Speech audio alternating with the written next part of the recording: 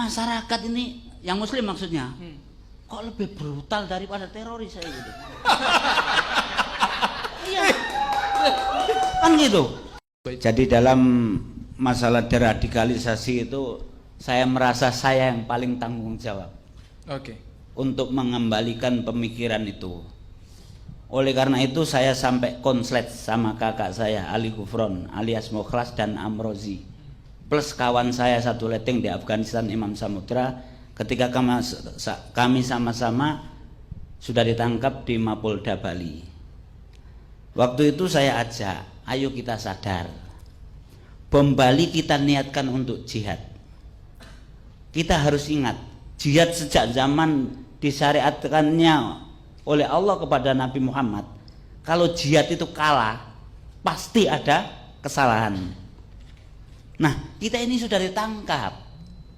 Berarti artinya bahwa kita ini kalah. Bom Bali sebelum 1 bulan Amrozi sudah ditangkap. 3 jam kemudian saya DPO. Jadi saya ini yang disebutkan Amrozi, kedua setelah dia yang terlibat pelaku bom Bali. Artinya bahwa sekarang mayoritas tokoh pengebom Bali ini sudah ditangkap. Ayo kita sadari bahwa ini jihad yang salah. Tapi akhirnya tetap ngotot bahwa saya yang disuruh tobat. Nah, sudahlah, akhirnya kita pisah. Akhirnya saya sejak itu mengkampanyekan untuk deradikalisasi. Nah, kesulitan saya sampai sekarang ini Mas, saya lakukan selama 17 tahun di penjara ini, tidak ada waktu sedikit pun kecuali deradikalisasi. Baik melalui media atau melalui orang besuk, selalu saya tekankan. Sampai pernah Nurdin M. Top sama Dr. Azhari ketika masih ada itu saya pesankan. Kasih tahu 2 orang itu, jangan melakukan aksi lagi. Ya. Kalau masih melakukan aksi, jangan disalahkan saya kerjasama polisi nangkap mereka. Sampai seperti itu. Dan murid-murid saya, binaan saya, sejak pertama sudah saya kirimi surat, saya pahamkan. Alhamdulillah dari ratusan orang sampai sekarang nggak ada yang terlibat. Nah, ini permasalahannya. Nah, yang jadi ganjalan dalam deradikalisasi itu nyelenehnya beberapa tokoh. Di antaranya masih nyeleneh bahwa terorisme di Indonesia ini adalah rekayasa atau konspirasi. Ini yang nyeleneh. Akhirnya sulit kita memahamkan ke masyarakat. Kita ajak untuk deradikalisasi bersama-sama. Karena deradikalisasi itu tidak cukup tanggung jawab saya sebagai mantan dan tobat, nggak cukup. Tidak cukup BNPT, nggak cukup. Tapi semua pihak harus. Karena namanya teroris, supaya nanti nggak bingung, saya sampaikan teroris sekarang ini ada 2 kubu. Satu yaitu Al-Qaeda dan yang berafiliasi dengannya. Yang kedua ISIS dan berafiliasi dengannya. Masing-masing ini bermusuhan.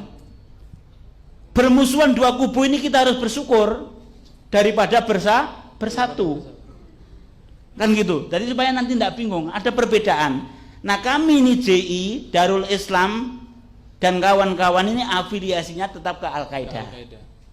Itu tadi supaya nggak bingung. Itu kami juga yang berafiliasi ke Al-Qaeda ini juga dimusuhi oleh ISIS. Jadi yang pertama dijadikan musuh oleh ISIS itu justru jihadis atau teroris yang afiliasinya ke Al-Qaeda. Nah, seperti ini tantangan. Oleh karena itu bahwa kita yang cinta NKRI ini harus semua pihak harus terlibat dalam deradikalisasi. Kalau yang misalkan belum tahu caranya bagaimana, monggo sowan besok saya ke Rutan Narkoba Polda Metro Jaya. Saya akan terima, saya akan kasih resep-resep bagaimana di masyarakat untuk menghadapi ideologi mereka ini, baik yang ISIS ataupun yang Al-Qaeda. Oke.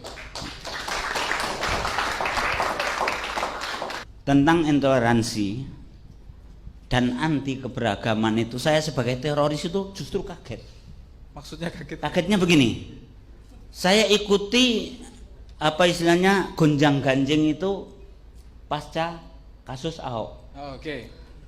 Di media, di macam-macam itu kok masyarakat ini yang muslim maksudnya kok lebih brutal daripada teroris saya gitu. Kan gitu. Maksudnya begini, dalam komentar, dalam hal-hal yang berhubungan dengan intoleransi dan anti keberagaman itu kok saya itu kan sudah nggak ada di Indonesia ini yang sebesar saya keterlibatannya teroris sampai sekarang. Oke.